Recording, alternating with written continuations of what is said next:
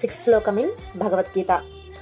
యుధామన్యస్య విక్రాంత ఉత్తమౌజస్య వీర్యవాన్ సౌభద్రో ద్రౌపదస్య సర్వ ఏవ మహారథః. అంటే దాన్ని నేను చెప్తాను. యుధామన్య అంటే యుద్ధానికి అనుగుణంగా మనస్సు ధారణ చేయువాడు. ఉత్తమౌజ అంటే శుభం పట్ల ఉత్సాహం గలవాడు. సుభద్రపుత్రుడు అయిన అభిమన్యుడు మొదలుగున వారు ఉన్నారు. ఎప్పుడైతే కార్యానికి శుభం ఆధారమవుతుందో అప్పుడు మనస్సు భయం రహితమవుతుంది.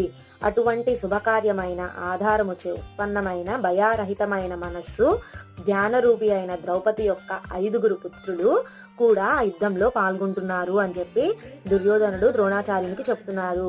ఆ 5 పుత్రుల్లో ఏవేవి ఉన్నాయి అనేవి కూడా ఆయన చాలా క్లారిటీగా దుర్యోధనుడు ద్రోణాచార్యునికి చెప్తున్నారనమాట. వాత్సల్యం, లావణ్యం, సహృదయత్వం, సౌమత్యం, స్థిరత్వం. అందరూ మహారథులే.